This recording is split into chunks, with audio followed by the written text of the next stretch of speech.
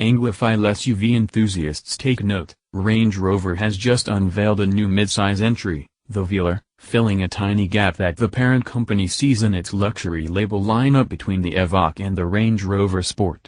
The company already fields the Land Rover branded Discovery and Discovery Sport in roughly this same segment, to say nothing of the corporate cousin, the Jaguar F-Pace, but whereas the Disco models are ostensibly focused on the active, rough-terrain lifestyle and family portions of the market, the Velar's Range Rover label leans more to the gentry end of the spectrum, emphasizing elegance, sophistication, on-road performance, and ride quality.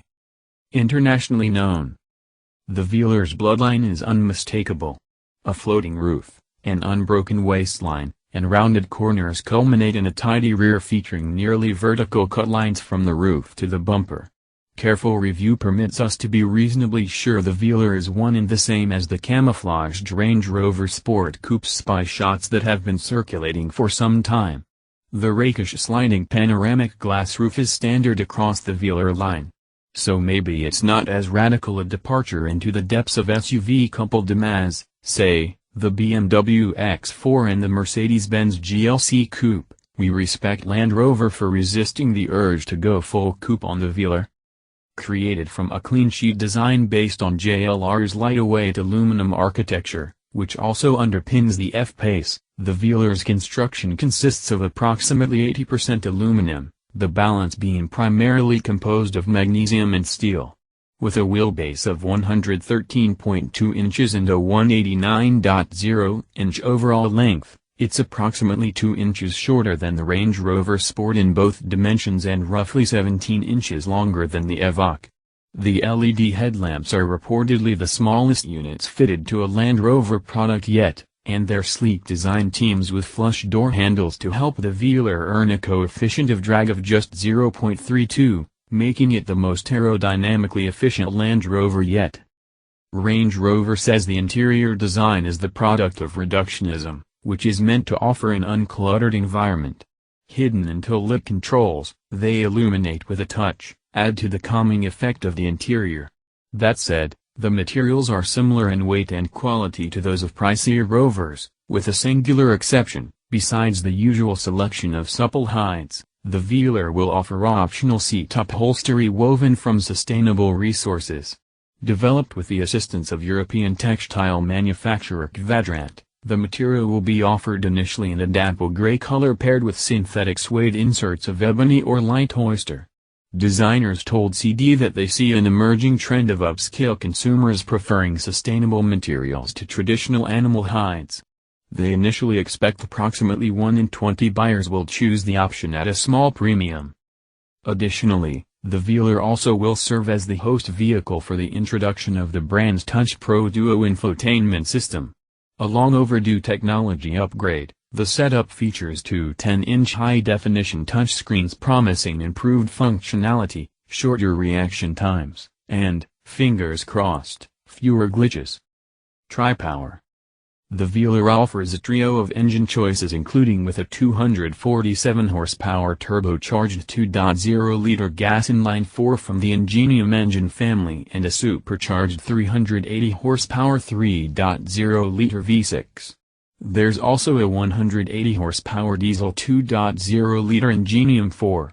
A ZF 8-speed automatic transmission and all-wheel drive are standard across the board. Land Rover is claiming a 5.3-second 0 to 60 mph run for the Velar when equipped with the V6 gasoline engine. Top speed is electronically limited to 155 mph. Suspension is by control arms in front and a multi-link setup in the rear. 4-cylinder models employ steel coiled springs, while 6-cylinder Velars get air springs and offer an electronically controlled locking rear differential as an option kit. Ground clearance maxes out at 9.9 inches, 8.4 with coiled springs, and provides a fording depth of 25.6 inches, or 23.6 with coils.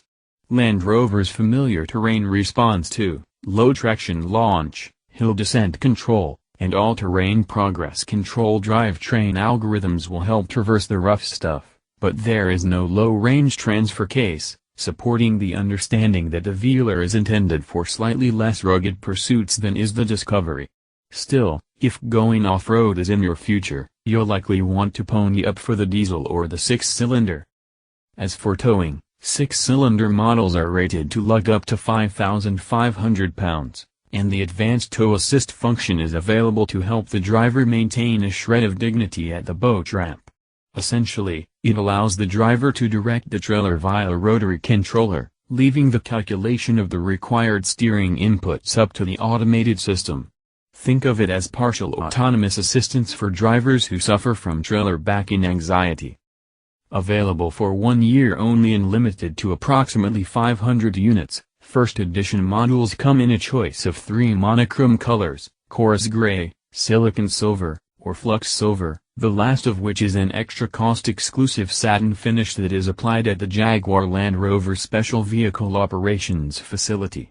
Additional features include a full leather interior, a copper weave carbon fiber trim finisher, perforated Windsor two-tone leather seats, a 1,600-watt Meridian signature audio system, and special 22-inch split-spoke wheels. 21 inches are standard, with a diamond-turned finish. Naturally, the first edition is powered by the 380-horsepower V6. The price for all this exclusivity is $90,295. At the other, more affordable end of the pricing spectrum, 4-cylinder Velars start at $50,895 for the standard version and rise to $55,695 for the S-Trim, $61,095 for the R-Dynamic SE, and $68,595 for the R-Dynamic HSE.